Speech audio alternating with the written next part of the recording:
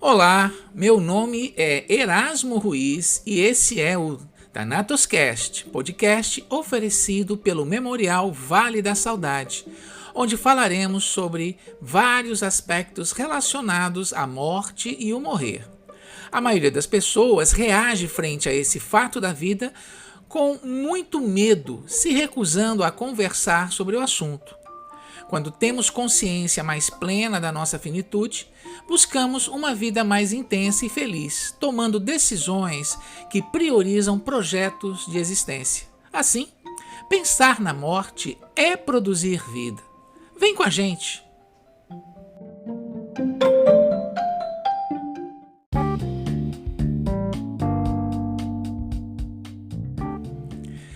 Thanatos Cast. Tudo o que você queria saber sobre a morte, mas não tinha coragem de perguntar. Talvez, em algum momento, quando você procurou por ajuda médica em algum hospital, ou passando por uma consulta de rotina, você pode ter sentido algo muito estranho no contato com esse profissional. Muitas pessoas se queixam que profissionais de medicina e também profissionais de enfermagem podem expressar frieza e distanciamento no contato que têm com os pacientes. Vamos lá. Eu não estou dizendo que todos os profissionais agem dessa forma, mas parece mais ou menos corriqueiro que muitas pessoas reclamem desse problema de um contato frio e distante.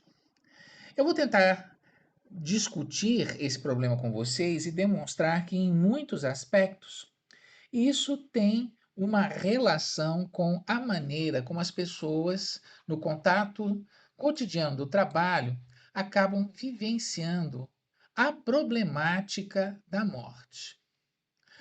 Bom, certa vez eu ouvi de um residente médico o seguinte relato, abre aspas: lutamos tanto para salvar a garota, ela tinha tanto para viver. Imagine, 15 anos de idade. Ela voltou 2 vezes da parada cardiorrespiratória. Nesses momentos ela sorria, conversava com a gente, perguntava pelos pais. Depois, ela apagou de vez. Foi a óbito. Senti uma terrível sensação de vazio e, ao mesmo tempo, uma culpa estranha de que poderia ter feito mais alguma coisa. Fecha aspas. Situações como essas parecem se repetir constantemente na vida de profissionais de saúde, principalmente se forem médicos ou enfermeiras. Lidar com perdas é uma coisa sempre muito difícil. Imagine se estas perdas acontecerem muito mais vezes em pouco espaço de tempo. Isso nos ajuda a entender, em parte, por que parece ficar cada vez mais presente a percepção de muitos pacientes ao afirmarem que médicos e enfermeiras são profissionais frios, distantes. Às vezes essas falas são traduzidas por outras. Por exemplo, ele não me olha nos olhos, ele não conversa direito comigo, ele parece que não me escuta. O que muitos não sabem é que essa aparente frieza esconderia muitas histórias trágicas de perda e dor.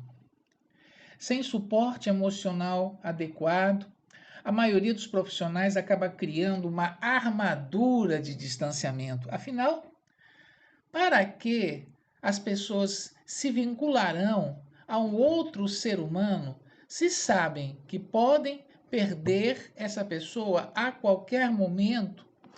Daí que muitas vezes os relacionamentos correm o risco de se tornar objetais, distantes, principalmente nos espaços hospitalares onde a morte acontece com mais frequência. Então seria óbvio dizer que as alternativas existem e estão mais ou menos postas. O problema é percebê-las e colocá-las em prática. De uma forma bem resumida, como não se tornar frio e distante sem correr o risco de amplificar a dor e o sofrimento? Olha só, é só a gente parar para pensar um pouquinho. Será que não é difícil a gente lidar com perdas? Basta lembrar das perdas que nós já tivemos. Se nós pudéssemos escolher não viver essas perdas, ou seja, se nós pudéssemos proteger as pessoas que amamos de uma forma indefinida, nós faríamos isso. Entretanto, perder alguém implica em sofrimento. Assim, nos ambientes de trabalho, uma empatia radical faria com que o profissional se autodestruísse. Uma objetivação extrema interferiria no bom tônus do cuidar, além de ser um elemento definidor de maiores possibilidades de cura ou qualidade de vida no paciente. Assim, muitas pesquisas mostram recorrentemente que médicos mais atenciosos são fundamentais para uma boa adesão a tratamentos. Imagine então se pensarmos em oncologia, onde as intervenções podem causar sintomatologias muito desagradáveis. Aqui, como em outros casos, uma boa adesão ao tratamento determina maiores possibilidades de cura ou maior sobrevida com qualidade. Até porque grande parte dos tratamentos em oncologia acabam sendo extremamente invasivos, o que produz muita dor e sofrimento. Uma maior atenção, maior calor humano por parte dos profissionais que lidam com esses pacientes são com certeza fatores motivadores para que as pessoas vivenciem a possibilidade de maior dor e sofrimento.